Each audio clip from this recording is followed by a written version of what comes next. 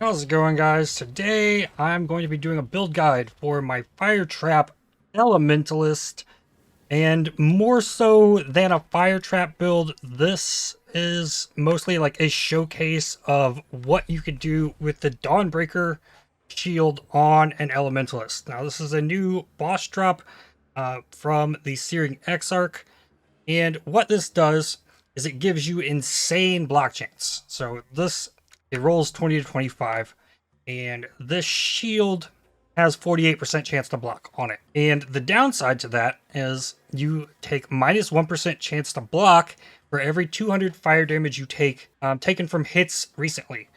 And then you convert some of your cold damage, lightning damage, and physical damage taken as fire, and you scorch enemies in close range when you block. Now, Elementalist has access to this Primal Aegis.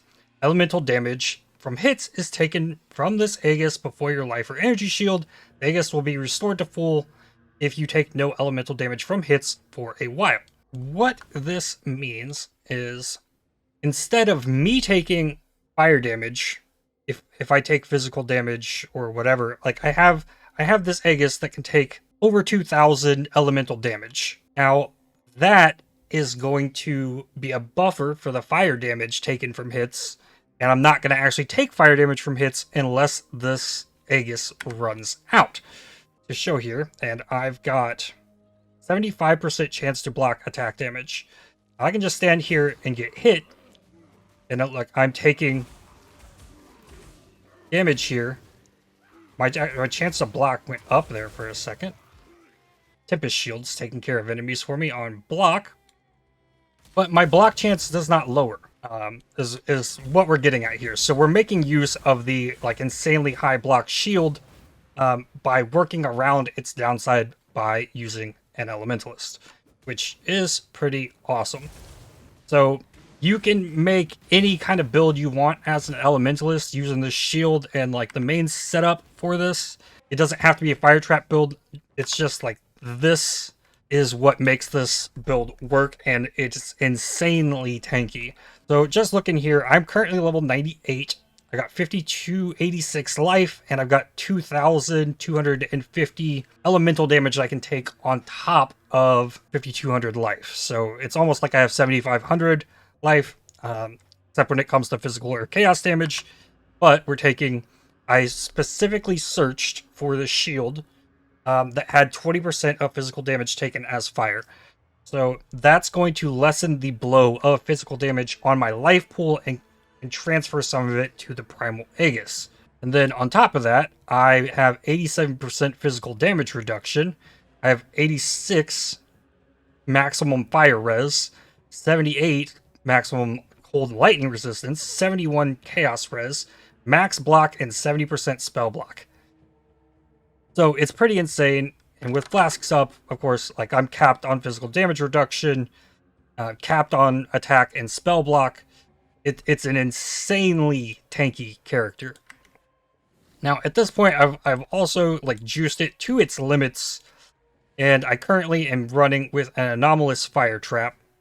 Just my tooltip, fire dot per second is 1.118 million. That's before any other modifiers that we've got going on here. So let's jump into other stuff. Scorch enemies. Scorch causes enemies to have minus 10 to elemental resistances. So if I block, enemies in close range, which we don't know what that means, have Scorch on them. And you can increase that by increasing the effect of non-damaging ailments. That further scales your damage, essentially, because you're lowering enemies' fire resistance. Okay, so the next unique item that I'm building around is Ashes of the Stars. It's also a new unique boss drop on the red side of things. This gives me +1 of all skill gems, plus 30 quality of all skill gems, and increased reservation efficiency of skills. So mine's rolled pretty well. I focused mainly on the quality of all skill gems because what I wanted, what I was trying to do with this, was make my fire trap essentially last as long as possible. So this gives me the most clear coverage that I could possibly get. Because I can literally cover the screen in this burning dot, And I'm not trying to do damage with ignites. We're just trying to like scale the burning damage off of that. So the equality allows me with an anomalous fire trap to get an extra 30% increased skill effect duration. But there's also the normal fire trap that gets 20% increased fire damage on quality. I can just like socket this in. I lose almost a second on duration, and then I just get almost 100,000 more flat degen damage. So it's pretty insane what you can do with this, and this really opens up the ability for auras and things. So I could run this without my level 3 Enlighten and it's still just fine. So next is Polaric Devastation. So this ring allows you to cover enemies in ash for 5 seconds when you ignite them if placed in your left ring slot.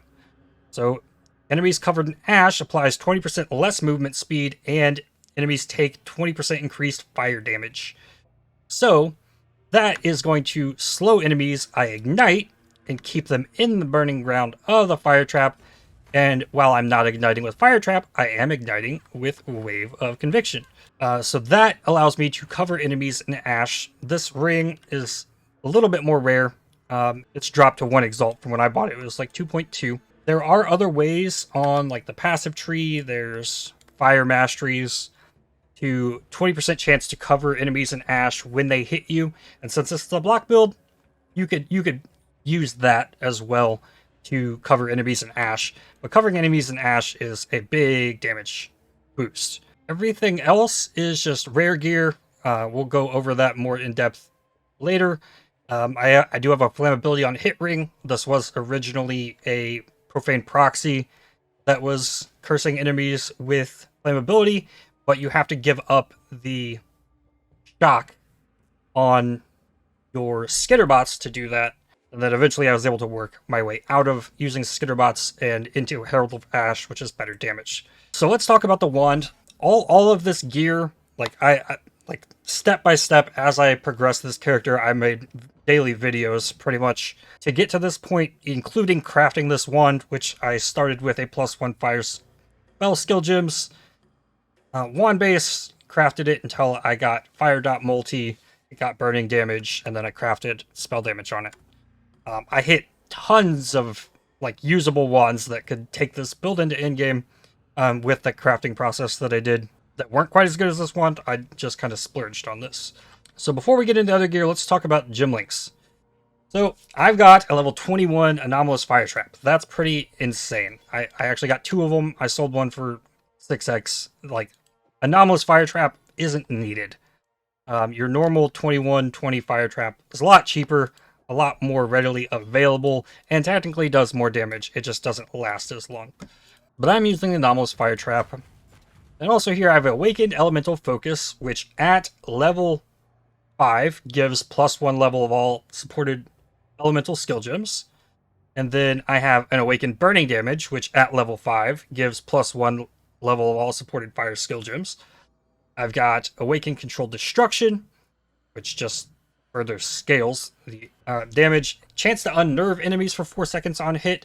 Unnerve is only going to affect the damage of the hit of fire trap, not the degen. So that's not super important, but it is more scaling off that gem. I have Trap and Mind Damage, and I have a level 4 Empower. So I was able to kill the Feared without having these Awakened Gems leveled to 5 yet, so that pushed my damage even further. And like a level 3 Empower would suffice as well. Like, you can do all content in the game with this build. Like, you get a level 21 Fire Trap, you get a level 3 Empower, and you don't even need the Awakened Gems. You're gonna crush the game with this build.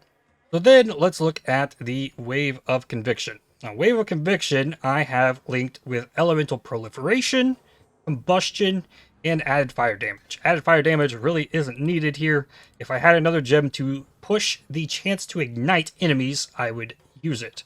These gems combined give me a 45% chance to ignite with Wave of Conviction.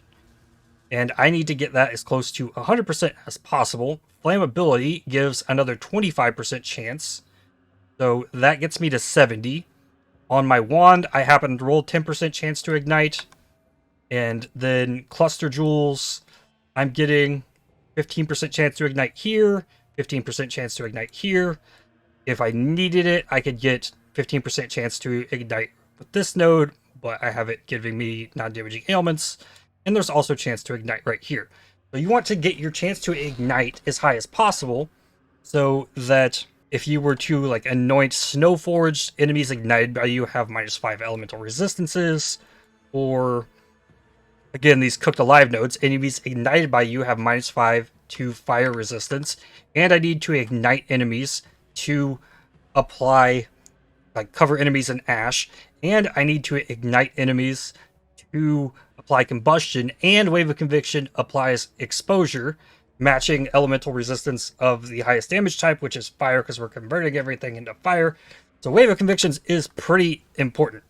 Getting that ignite, and because of the elemental focus on the fire trap, that's not igniting. So we ignite with the Wave of Conviction. It's not there to do damage, it's there to massively boost the damage of the fire trap. And I'll run a map here. I've got a 80% quality Toxic Sewer map. We're going to run with Harbingers, Blight, Abyss, and Metamorph in there. 80% Delirious with Beyond and less life recovery rate. So we'll put it to the test in its like finished state. So now, the rest of the gear, everything is pretty much armor-based. Life, resist, movement speed on boots. Life, dexterity, resistances, and armor on these gloves. These gloves were actually pretty nuts. I had these previous gloves that I rolled myself. I purchased gloves that had fire dot multi implicit on them and crafted it. It hit dexterity. Dexterity is needed to push the level of my bear trap, is the biggest thing. But if I take this off, I'm at 94. I'm still 6 short on dexterity with a level 21 fire trap. Bear trap I just have for extra. So boots, yeah, I did that. Gloves, helmet, same thing. Life, resists, and fire damage. And yeah, this ring is flammability on hit. I wanted life. It gave me some intelligence. Fine. We're good with that. And belt, life. I have Warlord, Exalted, fire damage onto this. More resistances here. And the Abyss Jewel has life. Flat mana regen per second. Chance to avoid being ignited. Strength and intelligence. From there, let's look at what else I've got going on here. I'm running Herald of Ash, I'm running Clarity, I'm running Malevolence, I'm running Divergent Tempest Shield, and I'm running Anomalous Determination. Now, Divergent Tempest Shield quality gives it additional 2% chance to block spells because of Charisma, or because of Ashes of the Stars giving it additional quality. It gives it an extra 5% chance to block spells, which is why this Divergent Tempest Shield is expensive.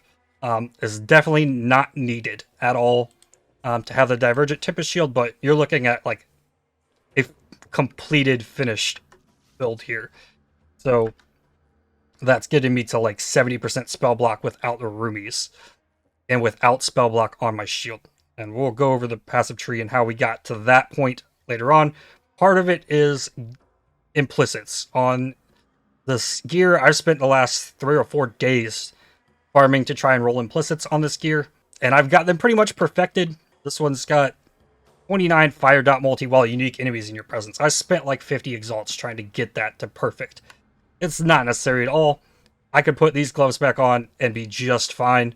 A little bit of spell suppression, a little bit of fire dot multi, it's going to carry a long way. Plus, I had AoE on this, which was nice. But you need to get dexterity somewhere to make everything work. And then I've got Flame Dash linked with faster casting, Arcane Surge. That's giving me Arcane Surge buff. Just a little bit of extra damage there. Faster casting means I can cast it faster. And on my boots, I got +2 to maximum fire res, cooldown recovery rate of travel skills. There's a couple Eater of Worlds things you could get.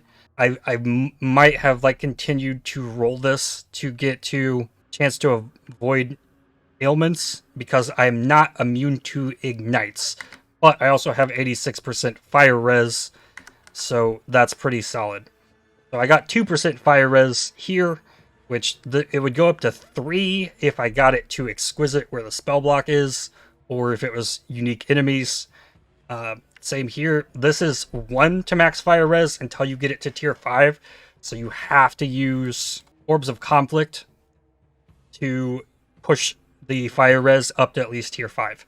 That'll give you +2 max fire res on your boots. Again, none of this is necessary. I did the Feared without the all the max res, all like the enchants, and on the helmet I've got. This one's really important. Enemies you've hit recently have 73% reduced life regeneration rate. What this is doing, when I hit an enemy with my Wave of Conviction, I've hit an enemy recently, because I want to do that recently to keep the Ash up and everything else. So, Maven, healing enemies, or Consecrated Ground, this is going to take that effect away. It's going to reduce that life regeneration by 73%. That's huge. So it's going to massively lower the life regen. So it's going to feel like you're doing a lot more damage against enemies that have insane life regen, which is quite often seen as well in Metamorphs. Anything else I need to go over here? Ooh, my helmet. Okay, this helmet's not quite finished. There's one thing I want to change on this helmet. I actually just got this. So I got the Corel Craft here to grant me 7 to 8% physical damage from hits taken as fire damage. This is going to further buffer my physical damage into my Primal Aegis. And it rolled 8%. And now I get an extra suffix on this by just closing my eyes and Exalt slamming it. Okay, we got an additional 114.9 life regen per second. That's nuts. That's actually insane. Okay, let's make sure all my auras are turned on. I need to get my golems back out because I didn't want them killing stuff in the Blood Aqueduct. So I've got a stone golem, I've got a flame golem, I can have 2 golems, and I'm running Vol Molten Shell. I can press the Vol Molten Shell when needed. Molten Shell is just on left click as I move around. Just gives me extra armor, an extra buffer from damage, as if I need it with the state of this build. And then I have an Enduring Cry that I can press to get endurance charges or regen life whenever I'm out of life flask. So what else do I got here? Flasks.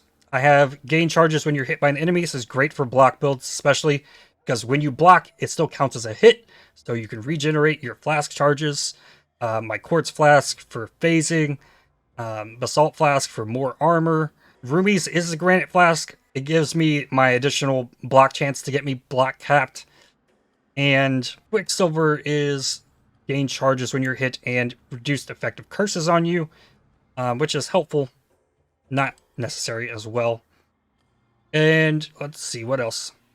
My body armor, I purchased this in this state. Part of my purchasing and crafting items for this build video. Here, I originally had spell block crafted onto this, so I could spell block cap myself by crafting spell block on this, but crafting attack block, I feel like you get hit by attacks a lot more often, and I'd rather be attack block capped without the roomies than spell block capped, but getting spell block as an implicit on here is also pretty nuts and opens this up to craft the block attack. Helm enchants.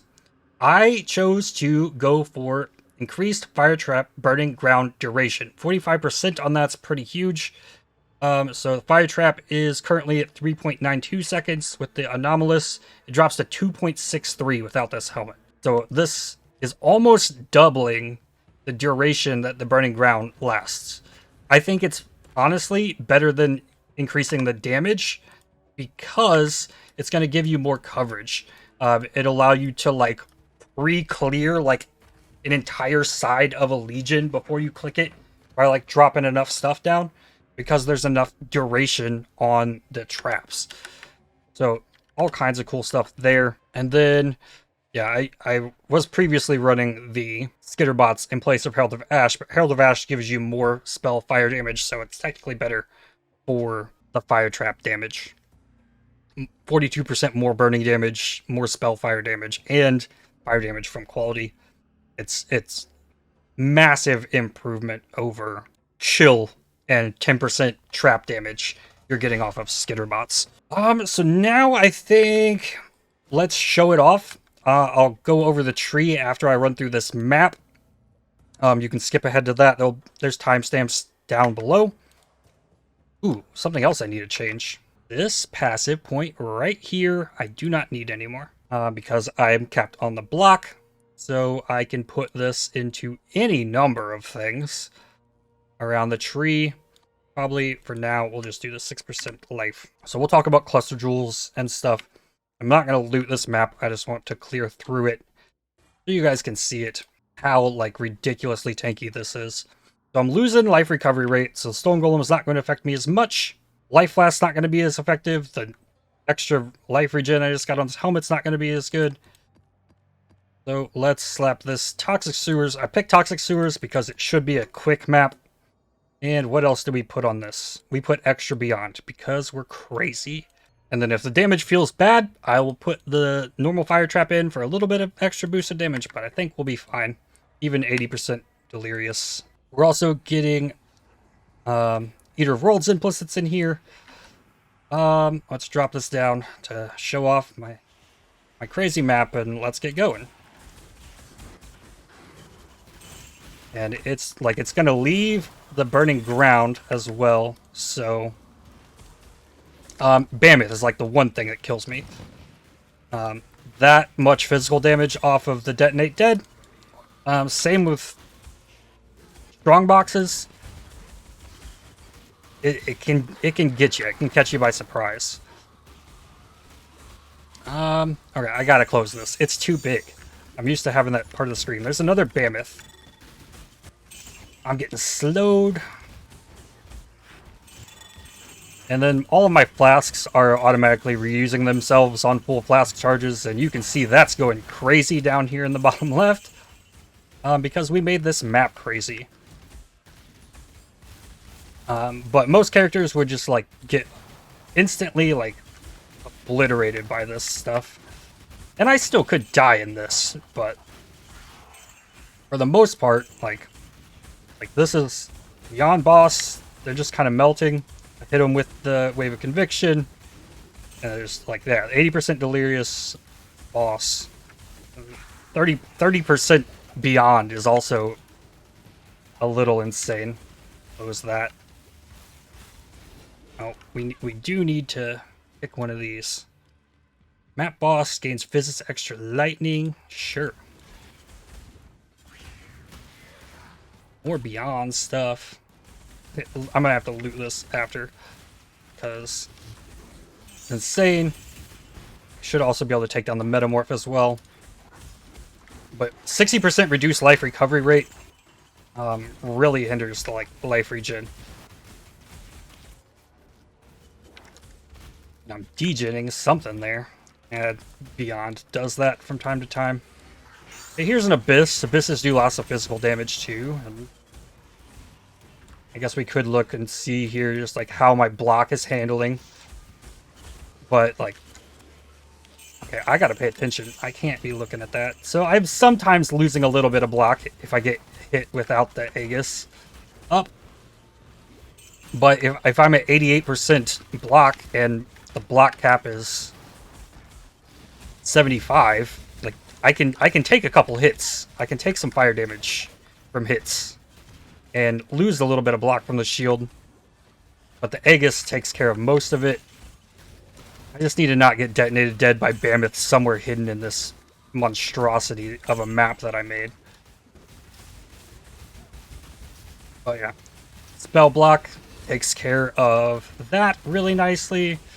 Like, I'm just getting barraged by stuff, honestly, and it's just fine. Oh, taking some damage there. Probably got ignited. But this is how, like... Oh, Desecrated Ground. Alright, there's a Bammoth. Don't want to get caught in that.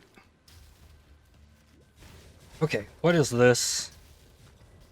First enemy's punishment, map boss, 3 additional scarabs. It's fine. We get a blight. Yeah! But I think I got brittled. Something made me brittle. I was taking a lot of extra damage from crits there, is what just happened.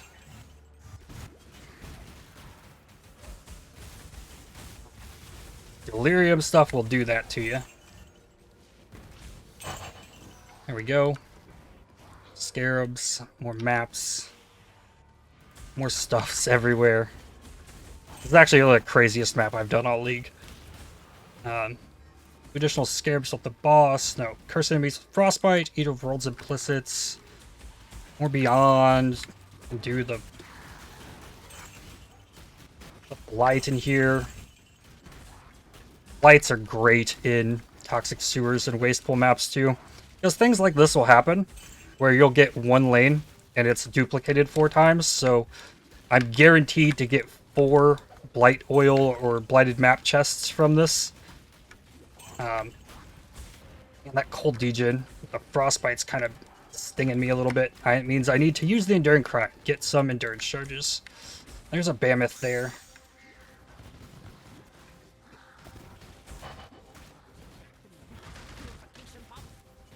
A bunch of them teleported. Oh, he almost got me. I was reading. But this is also AoE. Like, huge, massive packs like this aren't going to affect me. Basic currency duplicated. Sure. And then I do have the bear trap when I want it, just to massively slow an enemy's movement speed, which I'm going to do, hopefully, on that boss. We all slow down? My goodness. Bear trap the boss. It'll cause enemies to take increased damage from the fire trap hits, but otherwise, there we go. We got that. So we get 4 of these chests that are gonna spit out oils and ideally blighted map. There's another Mammoth back here.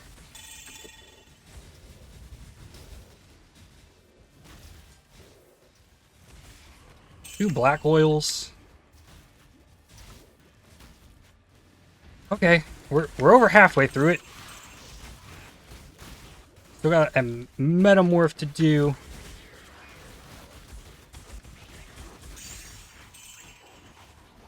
Made it to 9 stacks on my... Oh, we got a Kosis! Oh, joy. That's gonna be fun. But yeah, I've been loving this build. Honestly. This build has been a blast. It's been super, super tanky. I rarely put it in situations like this. Obviously, because it's a lot to like think about and deal with. If I wasn't paying a lot of attention, I probably would have gotten deleted by Mammoth in this map.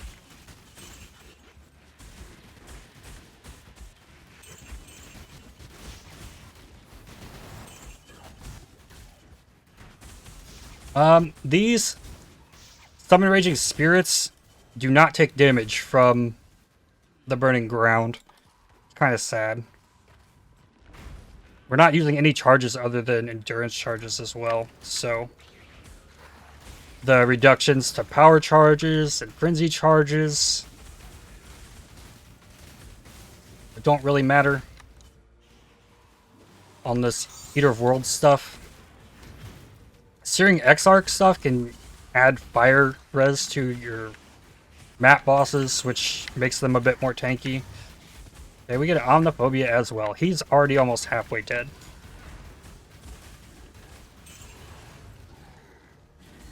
And I'm just going to stand here on top of him. Okay, what is this? Remove random charge. Drop shocked ground. We're immune to shock because Tempest Shield makes you immune to shock. We're immune to freeze because of Soul of Brine King. We're not chill immune and we're not ignite immune. But the ignites really don't matter because of the amount of fire res. And then we have decent recovery with the golems and whatnot. Alright, we've done everything else except Metamorph and Kosis.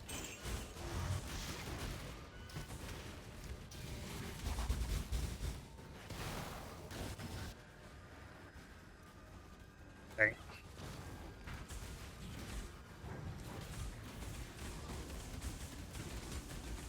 Okay. I lost my bubble there. That's why I started taking damage. If you can see your character, you can know when the bubble's gone, but this map was just a little bit too crazy for that.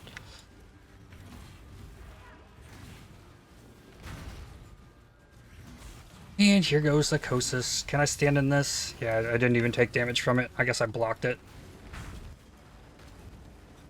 And there's really no point to spamming fire traps down. Okay, what do we got here? Get the boss in here. Let's give it... If anything is going to kill me, like, now, it's probably going to be this Metamorph, because I'm going to make it as hard as possible. Okay, here, we're going to give it life regen. That's kind of detrimental to most builds. We could stack life regen on it, but we could give it double faster casting, quick and faster attacks. Sure. We can give it extra life, extra damage and frenzy charges. Yeah. Block doesn't matter, evasion doesn't matter, armor doesn't matter. Hexproof would hinder things a little bit, but that's okay. And then we'll Vol Molten Shell and hit it with the Wave of Conviction, and then we just stand here and wait. See if it one-shots me, I guess. Okay, I'm out of my bubble. Okay, now it's back.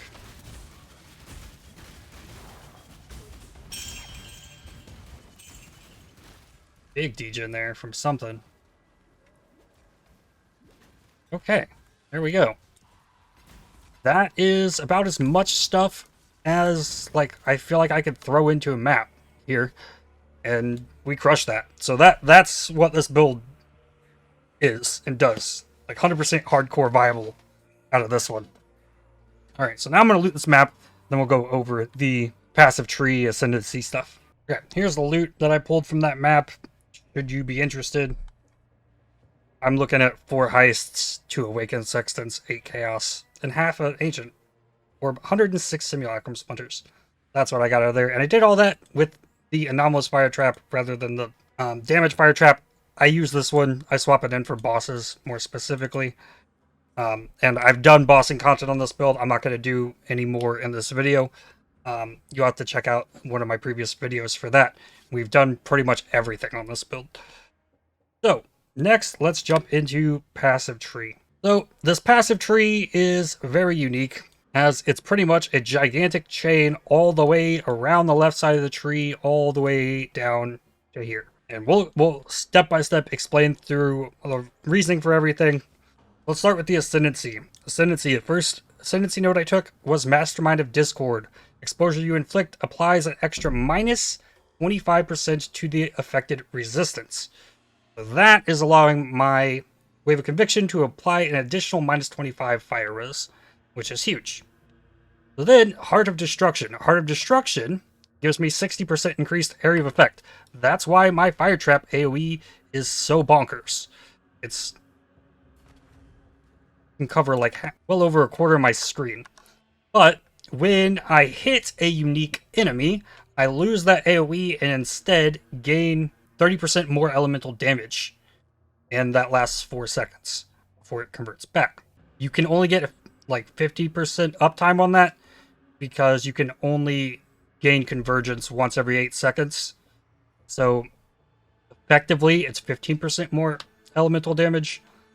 So then, once I got to maps, my Merc Lab, I took Bastion of Elements. This gives you the Elemental Aegis, makes you immune to Reflect, so I can run Reflect maps.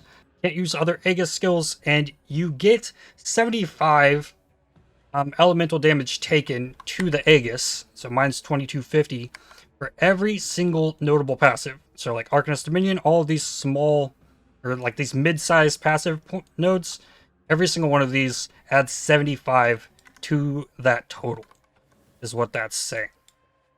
And lastly, I got Liege the Primordial. This allows me an additional summoned golem, allowing me to run both the stone and the flame golem. They resummon after being killed, so I don't have to keep summoning them, and gives 100% increased effect of buffs granted by your golems. From the flame golem, that's 20% increased damage. because I have that node, it's now 40% increased damage, which is huge. Same to be said for the Stone Golem. It's giving me 110 life regen, so now it's 220 life regen, which is also just fantastic. And then I don't have to worry about them once if I know that they're out, they're here, they are going to, if they die, they're just going to come back on their own. Don't want to worry about it. So now let's talk about tree. Early leveling, I went through all of this as I progressed it. Like, we leveled up through spell damage and through the fire stuff. We're just gonna look at like what it looks like in its in-game state. We come through here along this left side because we actually need the intelligence, because we're getting so much strength. Grab Arcanist Dominion also for intelligence. I'm pretty sure if I refund this, I think I got all attributes up here. Yeah, so I could take that out, but it's also 20% spell damage. Cast speed for Flame Dash and Wave of Conviction is helpful. Getting Firewalker early is a lot of extra fire damage, but then we push over here, we get Mystic Bulwark. This gives me 2% and 6% chance to block spell damage, and increases mana regeneration rate per 1% chance to block spell damage. So this is giving me 70% mana regen, with 70% chance to block spell damage, and an additional 6% block. My mastery here is Clarity, has 100% increased mana reservation efficiency. Without this, I drop from like 159 to 106. My skill cost at level 28, granted, 78. So I'm going to run into issues there. So we take that. So here we get life. We also get all res here. You got the 50 life somewhere on a life wheel. And also we used to push up here to get Breath of Flames. You also have a lot of ignite chance possibilities up here, but it eventually wound up being better to route through here once we added cluster jewels, which I will go over last, because this isn't absolutely necessary. I want to cover all the block stuff. These nodes here, the first one gives energy shield from equipped shield. I don't have any of that. You get spell block while holding a shield from these nodes, so 8 for 16% spell block here, so it's definitely worth, especially early on if you're using a shield. You can get a mastery here. We have another shield node, so I'll cover it there. Here we get Fire Dot Multi. You get chance to ignite here as well. And there's Fire Res, Fire Dot Multi here. And then on this, because I have enough Fire Res across all of my gear, I'm taking the 30% penalty to fire resistance for an additional 20% fire damage over time multiplier. Moving further down, Purity of Flesh gives a bunch of life, and Chaos Resistance. This is effectively 5 plus 8, 5 plus 10, 17.5% life per node without the Chaos Resin Energy Shield. We get Sovereignty. This gives me mana reservation efficiency of skills, because we're running Determination, Herald of Ash, Clarity, Malevolence, and Tempest Shield. We need as much of the mana reservation efficiency as possible, which is why the Mastery here also is the mana reservation efficiency. Keep going down. This is like the last thing that I worked in here after the cluster jewels. This is giving me elemental damage. 50% increased elemental damage is a lot. So I'm at 1,186,000. With that, that drops to drop me 80,000 damage. So not quite 10%, but close. And then exposure you inflict applies at least minus 18 to the affected resistance. So that is going to increase the maximum amount my Wave of Conviction. Exposure can deal from minus 15 to minus 18. So that's an extra minus 3 res there. We could also take increased effective non-damaging ailments. 40% increased effective non-damaging ailments gives me minus 4 res, but I have to let the enemy hit me to get that, to scorch them. And I take the top side here for that additional 2 res from Scorch. Because every 10% non-damaging ailments increases the Scorch effect by 1 resistance. Then there is the Watcher's Eye. I specifically got this 2 mod Watcher's Eye. Damage over time while affected by Malevolence was the main goal. And then I was looking for anything else that was useful in any way, and wound up with mana recovery rate while affected by Clarity. that is a more multiplier on the mana recovery rate. And since you're scaling the skill gem level so high, +1 level here, +1 level here, +1 level Awakened Elemental Focus, +1 level Awakened Burning Gems, +3 levels level 4 Power, the skill cost gets kind of high. So for a long time, before I could level the clarity up enough to matter and had this mana recovery, I was getting Righteous Decree here, reduced mana cost of skills, and give me an extra mana buffer for the clarity. And then we push across Devotion, increased effective non-curse auras, that's increasing effective determinate, all of this stuff. And pushing this way, as opposed to down this way, gives me access to Sanctuary. Here I'm getting elemental resistances while holding a shield. You can get all these nodes, because I could get this at 2 additional attack block if I needed it, and I had that earlier on. But this is just all res while holding a shield. That you rocking so many unique pieces of gear, it frees up more space for chaos resistance, more than anything else. And then here is another 12 all res, so this is 24 all res just because I have a shield on. And I'm getting 6% spell block and 4% attack block from Sanctuary. And then there's the big Shield Mastery. The Shield Mastery gives +1 chance to block, attack damage per 5% chance to block on equipped shield. Now, this Dawnbreaker shield has 25% chance to block additional to the base, so it's got 48% chance to block in total. So every 5%, this is giving me 11% chance to block attacks. The Shield Mastery is. So it's absolutely huge, especially when paired with the Dawnbreaker. Next, it's Tireless. This reduces cost of skills. Also pretty mandatory, especially once you're pushing the gem levels so high. As well as giving me a bunch of life. Effectively, this is over 6% life per across all these, so it's easily more efficient than coming getting like Silent Life Heal stuff. Further pushing down, like all this is just like branching off the same path. Arsonist gives me 1.2% of life regen per second and fire damage over time multiplier. If you were trying to scale the damage like off of the ignites, off of Wave of Conviction more, you could get Magmatic Strikes. A buffer passive point I like to get was this fire damage and 0.4% of life regen per second. To tide me over, the mastery here is fire exposure.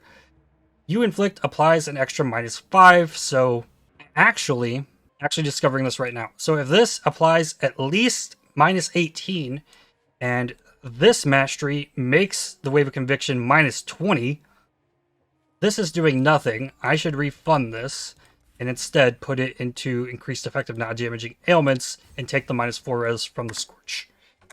Technically, that's better. Without this, the -18 exposure is better.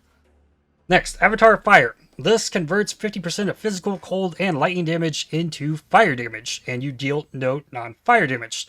So, since we're Reflect immune for elemental damage, we're now no longer going to take any amount of physical damage from Wave of Conviction, so we're completely Reflect immune because we take this. So if I take this off, I'm not converting all of Wave of Conviction. So Wave of Conviction deals some physical damage, does a bunch of fire damage, and deals some lightning damage. Because it converts 25% into fire, 25% to lightning, and it does 50% physical. So taking this converts the other 50% of physical and converts half of the lightning that was already converted into fire damage and makes it also do a lot more fire damage. I actually leveled almost primarily with Wave of Conviction and Herald of Ash. It's pretty nuts. Moving on down. Barbarism gives us +1 to maximum fire resistance, along with some other resistances. Effectively 6% life per node here as well. Further down, I've got my Corrupted Blood cannot be inflicted on you, Jewel. This is my only source of trap throwing speed on the build at all. Just a tiny little bit makes things feel a little bit better.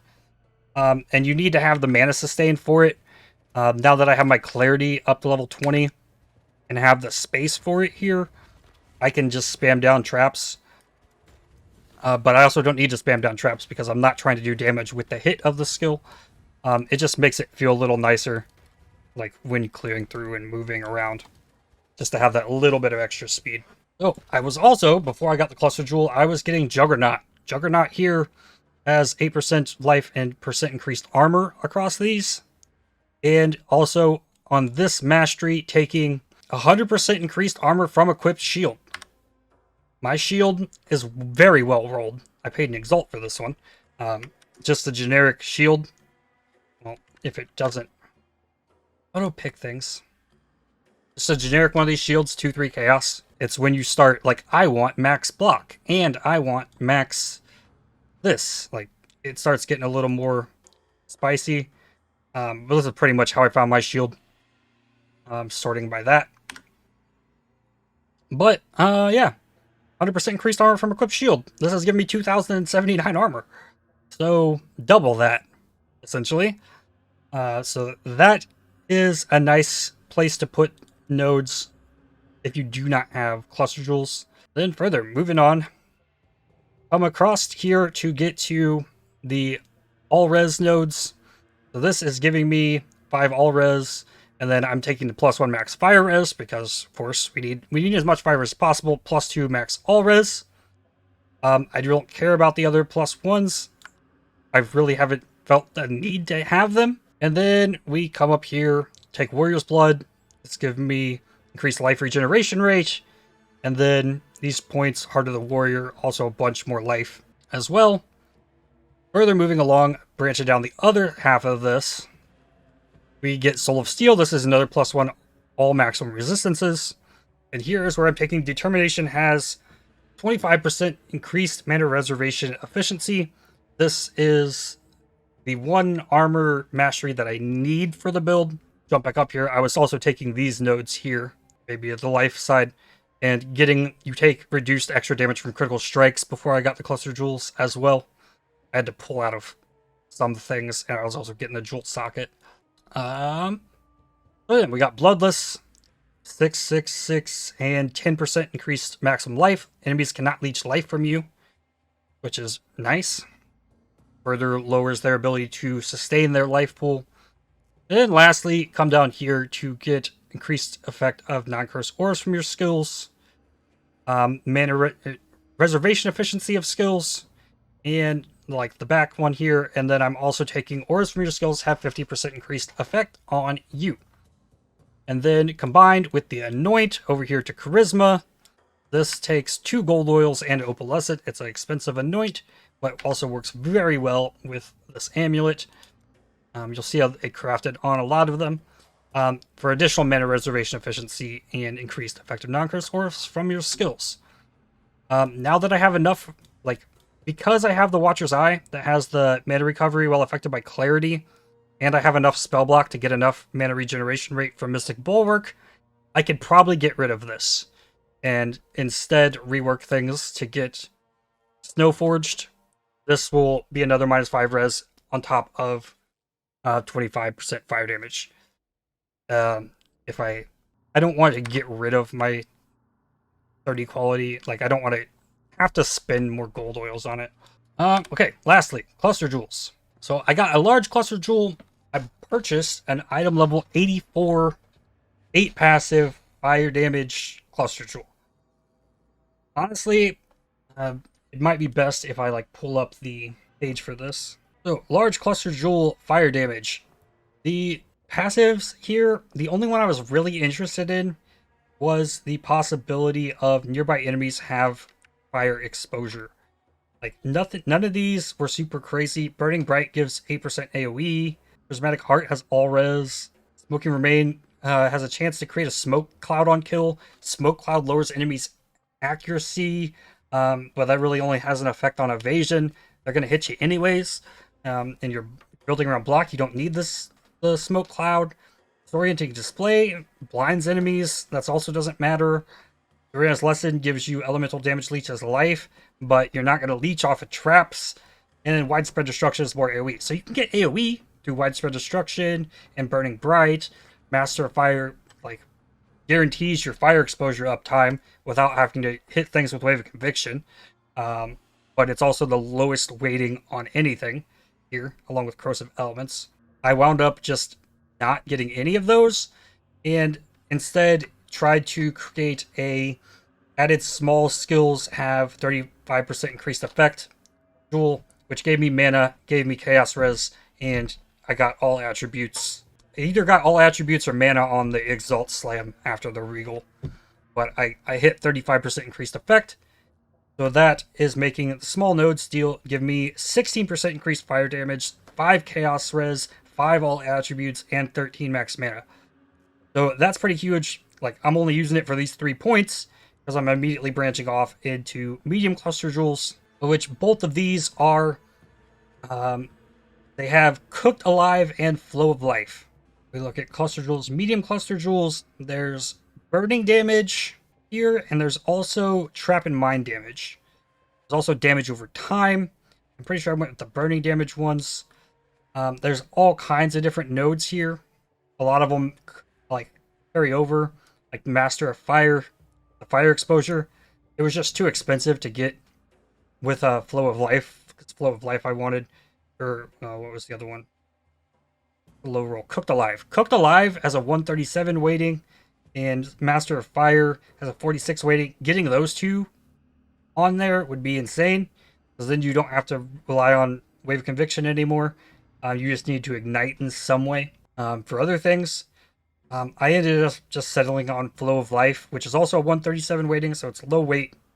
With Cooked Alive, I purchased those. This one happens to have Chaos Res and Lightning Resistance for the extra node, and this one has Fire Resistance and Chaos Resistance. So this is how I'm like getting my Chaos Resist pushed super high.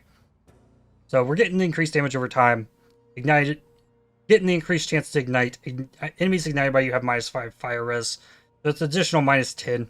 So then there is the small clusters. Now I could have gotten 2 of these, which I didn't. A Fire Resistance small cluster jewel. I think it needs to be 75 plus. I'm not 100% sure on that. You know what? I got the thing up. Let's just put all the information in here. Molten Ones mark requires 68. This is giving me, though, +2 to maximum fire resistance and 1% life regen. I could have another one of those up here, but instead, since I had to drop nodes to even get the thing to work, dropping Juggernaut, that was giving me 50%, 100% increased defenses from equipped shield. This is giving me 50%, so I'm not losing all of that mastery that was giving me 100% increased defenses from shield. We're getting it here, and this is giving me an extra 1% chance to block attack damage across here, which I could make the same. I could make the same jewel with spell block, but I'm getting big, like 16% life, extra life regen, and 13 dex, and that dexterity is needed, as we've seen. So this allowed me to respec out of like one of these like dexterity nodes, and still is giving me life, extra life regen, extra attack block, and then recover 50% life when you block, extra sustain there as well. The only other possibility I'll mention here as far as cluster jewels, we will look at medium cluster jewel, trap and mine damage. There is one of these that Set and Forget. This one. This gives you increased trap damage, gives you increased area effect, 25% reduced trap duration, and 40% increased trap trigger area of effect. It's pretty nuts. So, like, when I'm sitting here in my hideout and I throw a trap, there's a really long delay before this trap goes off. I'm not investing in any trap nodes whatsoever. I have 8% trap throw speed on a corrupted jewel, but this would lower the time before it detonates by 25%. So if an enemy is not triggering it and you're like kiting stuff and want to like be laying these down, kiting stuff through the burning ground, getting something like that would help a lot. But it also is really helpful with the area of effect, trap trigger area of effect as well. Means enemies are going to not have to get as close to it for it to go off automatically. Anything else here? Gain Arcane Surge when your trap is triggered by an enemy. Pretty solid as well. Trap and mind damage and life. So there's solid options here for a trap and mind damage. Cluster Jewel. Also throwing speed here. Movement speed if you've thrown a trap recently. So there is that. I think that about does it. I'm going to open up the Pantheon again. I mentioned it at some point. I think it might have been while I was doing the map. But my Pantheon, Soul of the Brine King. This means I cannot be stunned if you've been stunned or blocked a stunning hit in the past 2 seconds. But if I get stunned, I can't get chain stunned. And I'm not stun immune. But I have enough life and I got the block and whatnot. The big thing I'm getting this for is cannot be frozen and reduced effective chill on you. Because we're not getting ailment immunity. We can still be ignited, we can still be chilled, but if an enemy is in my burning ground, if I'm chilled, it's not going to matter. As long as the enemy stays in there. Like, I'm going to be able to throw down enough traps even while chilled that I can make sure an enemy stays in the burning ground. So I don't think the chill really matters as much. But reducing the effect of it is nice because it does affect your movement speed. And then I have unaffected by burning ground, less durations of ignite on you, and increased movement speed while on burning ground. Sadly enough, the burning ground from the fire trap does not count as burning ground for the effect of this movement speed, which is sad. I normally tend to get Rislatha for the flash charges, but since I'm playing a block build and I'm getting charges when I'm hit by an enemy, I went with Aberrath. Less duration of ignites, and not being ignite immune with 86 fire res. Ignites don't matter, essentially. Yeah, I think that's it. If you enjoyed this guide, please consider giving it a like. It really helps my channel out a lot. Subscribe to make sure you don't miss more content from me. There's also a link in the video description for my Discord, as well as a link to become a member of my channel. That is a way that you can help support me. Same as like a Twitch sub. And should I ever live stream in the future, I will be live streaming here on YouTube. And emotes and stuff will all be through my YouTube membership. As well as it'll give you access to loot filters if you link it to Discord. YouTube members get access to loot filters in Discord. And then if you want more information on the build, you can let me know in the comments. Join the Discord. You can talk to me there. If we go like to my YouTube channel here, I have a playlist from my Arch Nemesis League. In this playlist, starting I think video 17, like leveling fire trap, continuing leveling. This is getting it to maps. This is level 87, crafting all the gear. Like all of the progression is here. Now I will try to include what I can in the path of building that will be linked in the description. And another thing to note, I have to manually factor in Scorch on there, but I'm probably not going to put all the like passive tree stuff all in the same guide because gear changes on like my YouTube channel. There's snapshots of the POB in the description of every single one of these videos as I progressed it. Like even these ones where I'm still level 98, still level 98 here, still level 98, and all these, if anything changed, it gets updated in the path of building. So that will be there. If you want to like really piece through things and like real guide to how it levels, there it is. And yep, that's gonna be all for me. Again, thanks for watching. Hope you enjoyed, and I'll see you in the next one. Cheers.